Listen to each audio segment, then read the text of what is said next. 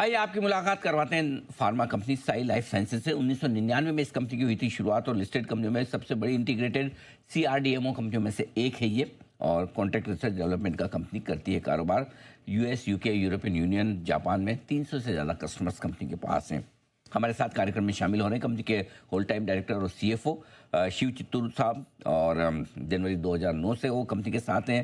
Chartered accountant हैं और company के स्ट्रेटेजी और फाइनेंशियल मैनेजमेंट की जिम्मेदारी उन पर है। दो खास वजह से हमने कंपनी को आज आमंत्रित किया है। एक तो ये कि हाल ही में एक बड़ी ब्लॉक डील हुई थी कंपनी में, जिसमें टीपीजी एशिया जो पुराना इन्वेस्टर्स हैं उन्होंने अपनी स्टेक बेची थी 2670 करोड़ में। और साथ ही जेफरीज जैसी दिग्गज बड़ी एफआई ब्रोकरेज ने यहाँ पर कवरेज की शुरुआत की और साई लाइफ पर बहुत ही इंटरेस्टिंग रिपोर्ट और बड़े टारगेट के साथ उन्होंने शुरुआत भी की है। चित्तूर सर, गुड मॉर्निंग, स्वागत है आपका, बहुत बहुत धन्यवाद। सबसे पहले सर समझाएं, बताएं क्या वजह है टीपीजी एशिया ने स्टेक बेची और क्या अब भी उनके पास कुछ स्टेक है या वो पूरी तरह से कंपनी से एग्जिट हो चुके हैं? Good morning, Zingviji, and thanks for having us in the program. TPG has exited completely from Sai Life Sciences. TPG has been a great partner. They invested in Sai in 2018. So after almost close to around 8 years time frame, they have actually exited the company in a couple of tranches. Wonderful. So complete exit हुआ है TPG Asia का। Jefferies जैसे बड़े brokerages काफ़ी bullish हुए हैं। आप पे जो रिपोर्ट लिखी है वो रिपोर्ट मैंने पढ़ी भी थी, काफ़ी उन्हें पॉजिटिव आउटलुक नज़र आ रहा है कंपनी का। जरा बताएं सर, किस तरह का विजन आपका है अपनी कंपनी को लेकर अगले 1 से 3 साल के लिए? So, sir, I think there is a broader tailwind within the industry. The CRDMO industry globally today is a sector that people are looking forward. And particularly with respect to India, the expectation is higher, just given the market tailwinds. Our vision over the next 3 to 5 years is to get to a 15 to 20% growth rate on an average. That's really what we have stated to the market. We also believe that our EBITDA percentage with the current 25% would grow to around a 28 to 30% EBITDA. That's really what we are expecting to do, and we believe just given the market tailwinds, we seem reasonably confident of getting there. Okay mister Chittor, काफ़ी बड़े और private equity funds हैं, Abu Dhabi investment, small cap world fund आपकी company में काफ़ी लंबे समय से इन्वेस्टेड है। क्या कोई और ऐसे इन्वेस्टर्स हैं जो बेचने का इरादा रखते हैं? इस तरह की कोई आपको जानकारी है या फिर ये सारे काफ़ी लॉन्ग टर्म इन्वेस्टर्स हैं?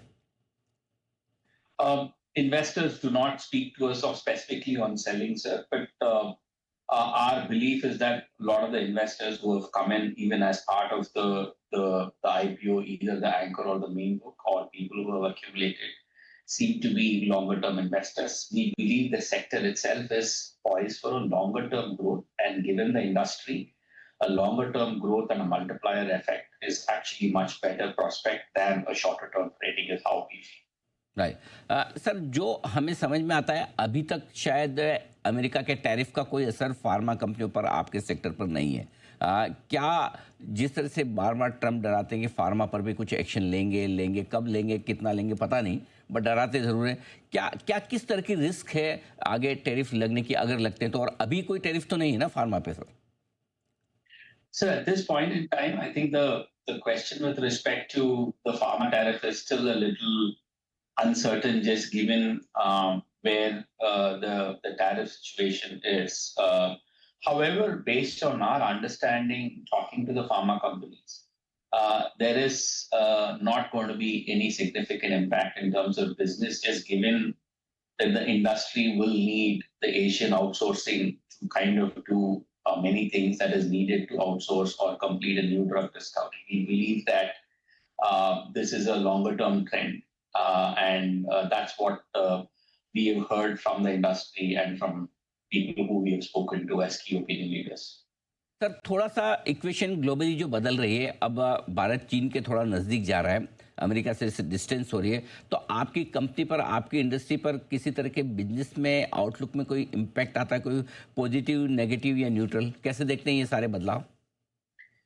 At this time, we believe there is a general positive impact.